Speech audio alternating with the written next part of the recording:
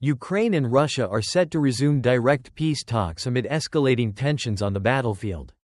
On July 21, President Volodymyr Zelensky announced that the third round of direct negotiations between Ukrainian and Russian delegations will take place on July 23 in Istanbul, Turkey. In his speech, Zelensky said he had discussed preparations with Rustem Umerov, Secretary of Ukraine's National Security and Defense Council, who is also coordinating a prisoner exchange alongside the upcoming talks.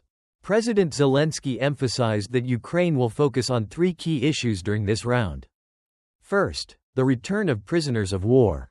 Second, the repatriation of Ukrainian children taken abroad.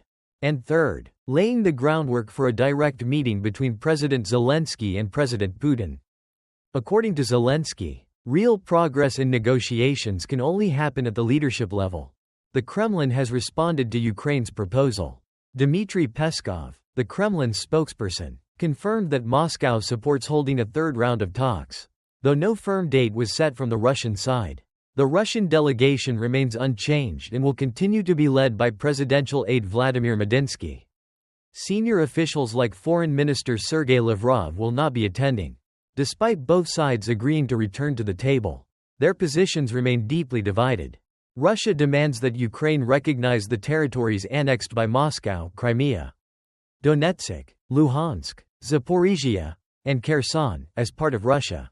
It also wants Ukraine to adopt neutral status, withdraw from military alliances like NATO, and limit its armed forces.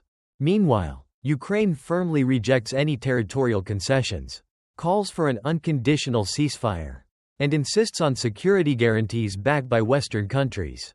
Kyiv also asserts its right to join any international alliance, including NATO. Significantly, Turkey continues to play a vital mediating role.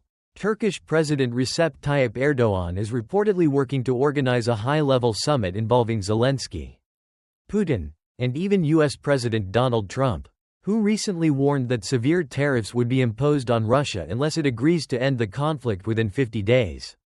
Tensions have sharply increased in recent days, with both sides launching tit-for-tat attacks. Ukrainian drones have struck targets in Moscow and Russia's border regions, while Russian drone strikes have hit Kyiv and areas far from the front lines, causing heavy damage. The upcoming July 23 meeting may prove to be a crucial test of whether diplomacy can still offer a path forward in a war that has now entered its third year.